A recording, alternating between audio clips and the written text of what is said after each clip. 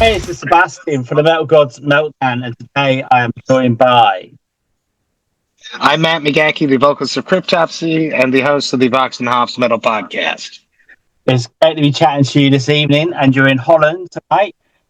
I Melissa, am in Holland tonight. We just wrapped up our show with Decapitated, Warbringer, and Carnation, and you just told me that you were at the Newcastle show. I was, and it was fantastic. And I wish I was in Holland. I'd rather be in Holland because the cheese and beer is better. Very, very good beers. I'm drinking a good one right now from Radical Way Brewing. Oh, very nice. Yeah, that looks good. That looks really good. I'm on coffee tonight, but it's a Jägermeister mug, so that kind of counts, yeah? So, Malicious Needs has just recently been released. How pleased are you with the responses to this killer video and a very relevant video to this fucked up, crazy world? I am excited about it. I am a little perturbed that it's so censored, but it's just the way that we had to deal with it with the YouTube regulations. It was too Uh-huh. difficult to get around that, and I didn't necessarily want to stifle the artist's creativity. Gornos, the director that made it, did such a good job, so we decided to release a censored version, and I'm hoping eventually we'll get out the full thing. I imagine that we will, but I'm stoked about the response. People seem to be interested in about it. They seem to understand how in line and tied in the concept of the record is with the album, with the video, sorry, and how the importance of us as humans re-examining our relationship with social media is something that we need to be crucially thinking about. Totally agree, mate. Couldn't agree more. So it is a concept album then, isn't it? Basically, I can't say it. Insatiable violence. Is it insatiable violence? Insatiable violence. Insatiable. It came to me in a dream, which I don't necessarily have vivid dreams, but I did have one back in August of 2023. And I woke up and I like wrote everything down on my phone, and I was like shook by this dream about a person that wakes up every day and fixes the machine. At night, they strap themselves into the machine, and then the machine tortures them, and they just love the experience. And they as they're being tortured, they're like thinking about, oh, how can I make this better? So the next day, they wake up, they fix the machine, make it more efficient so that their torturous experience at night can be even more enjoyable. And that's humans with social media. It's what we do. We craft this fake fallacy of a persona that we showcase on social media, and then we sit back and torture ourselves with the interactions and the responses and the engagement and or lack of engagement that we are receiving from the social media world. Absolutely. So I'm going to ask you this question then. Do you think life and the world was a lot better before social media and the internet? I feel like before, it's much easier now to communicate with people. That's a positive, right? But the Yeah. issue of what's happening, especially as social media has been evolving, is that nobody is open to debate anymore. We are all being showcased and encircling ourselves with like-minded people. So there's no conflict of ideals anymore that we are being faced with day to day. We're constantly just, and if we are day to day, it's in the real world, and we're like, how do I deal with this? I'm not used to even engaging in this. So it's just become these tiny microcosms of like-minded people that are interacting with each other all the time. So when there is conflict, people don't know how to respond to that. Absolutely. And so, like, just maybe think there was a program on the other day, and like Gen Z, they have to do courses how to answer a phone because they're so addicted to the internet and they just don't know how to Correct. answer their phones. Isn't that crazy? Yeah. Absolutely. All right. And so, back to the album then. Until There's Nothing Left and Dead Eyes. Which Dead Eyes Replete? Which is your favorite on the album today and why? We've only played Until There's Nothing Left so far. The song that resonates with me the deepest, that I'm excited to play one day, is the opening track, the Nimbus Adoration. It's the first song that I wrote lyrically for the record, and I remember writing it. I was at my favorite craft beer bar in Montreal. I was waiting for a friend, and I had my laptop, and I just wrote free mind. I had come up with the concept already for the record. I had this specific song's concept, which is about mukbang. A mukbang, if you know what that is, it's where normally Korean people or South Korea, I can't remember, a certain part of Korean people, or they eat copious amounts of food on the internet and people watch them eat it.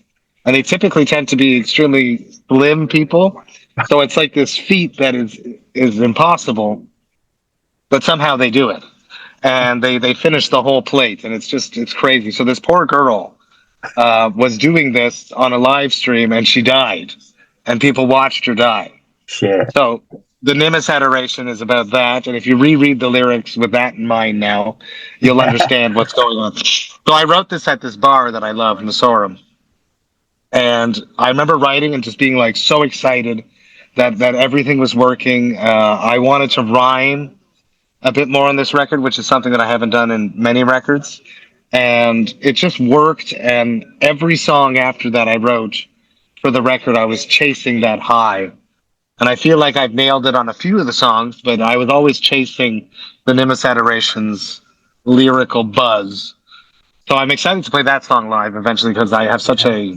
But yeah, I didn't know about that, man. That's fascinating. Yeah. All right. So can we expect any more videos from the album before release date?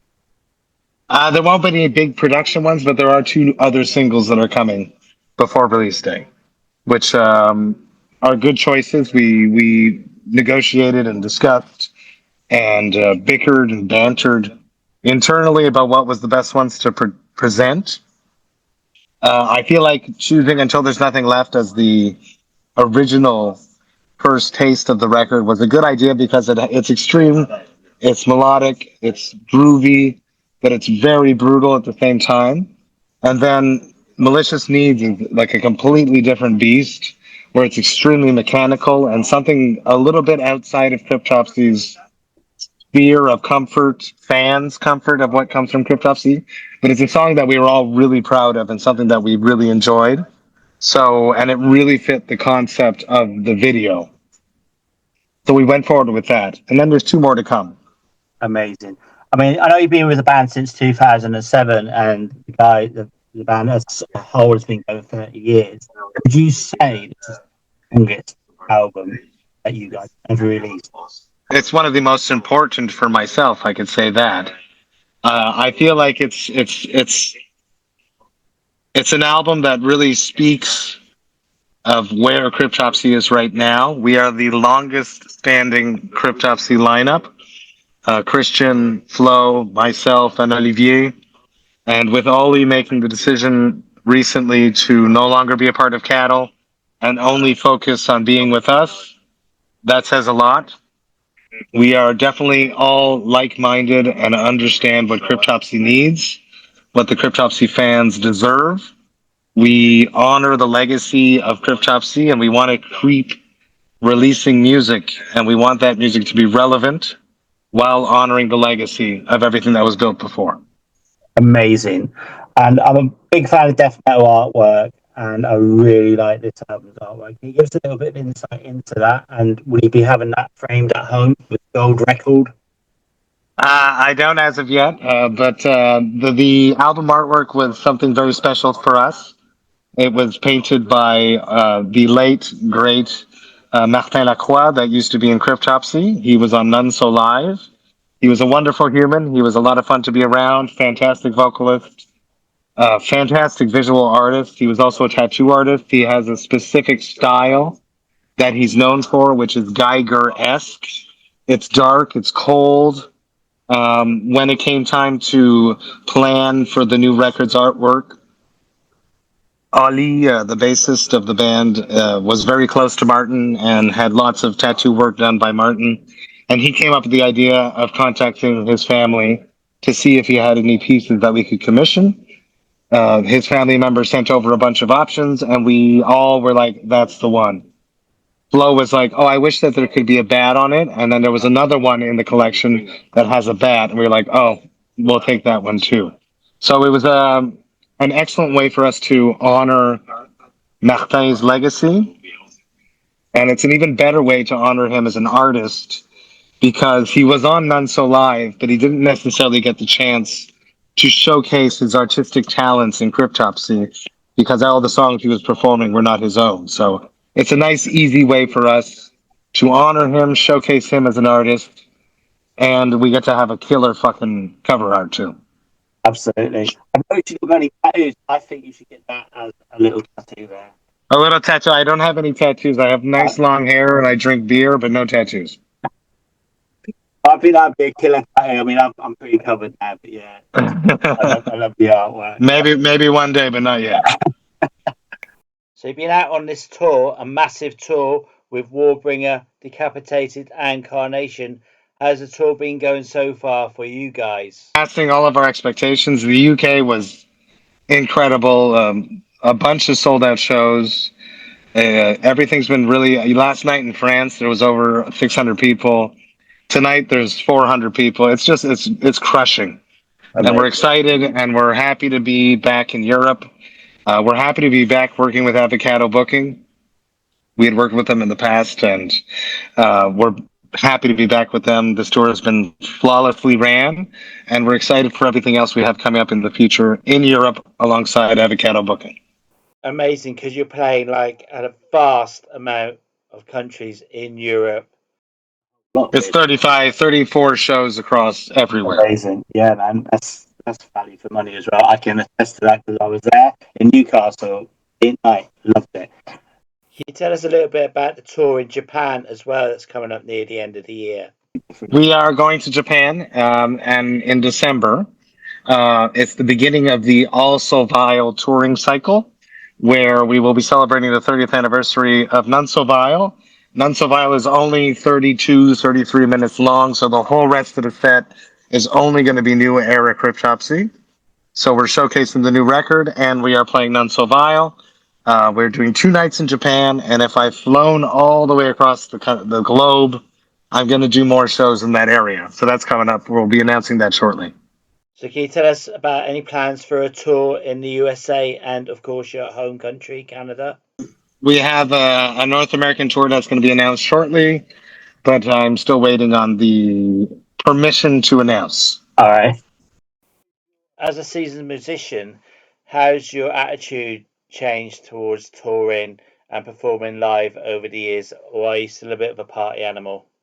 No, my first tour, I was like terrified and I didn't party that much. There was other eras where I did party more. Now I'm at the age where typically when I come on tour, the first week I'm super excited and I'm getting to meet everyone because we live 3 bands on a bus, so you have to mingle and get to know people. So we all tend to party a bit too hard the first week, and then we slow down. Get into the routine of we got to take care of ourselves. So I know you're into your craft beers. It must have been heaven for you to be playing the Anarchy Brewery in Newcastle upon Tyne. That is without doubt the best brewery in the Northeast, if not the UK. How pleasing was that for you then? It was wonderful. The beers were great. The staff was wonderful. They let me leave with like a whole crate of low fill cans, which the bus was very excited about. I woke up in Glasgow the next day, and I was a little bit knackered. I got to admit, but the beers were good.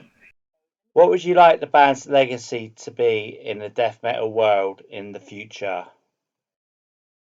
Well, the legacy of Cryptopsy will always be standard and rooted in Blasphemy Made Flesh and None So Vile.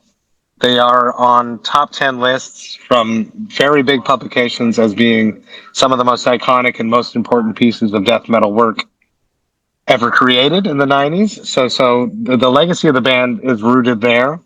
What we are trying to do now is create something relevant that is still going to stand the test of time with this new era of Cryptopsy. And that's what we're constantly pushing ourselves to do, is to keep writing music that's interesting to ourselves, but also something that will resonate with today's generation while still making the old school fans feel somewhat comfortable. Thank you so much for your time tonight. Do you have any final words for your fans, our viewers, and listeners?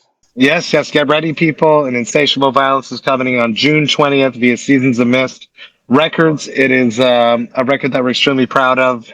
It has something for every Cryptopsy era fan. Give it a listen, give it a chance, and be careful with your relationship with social media because it's a toxic, horrible thing.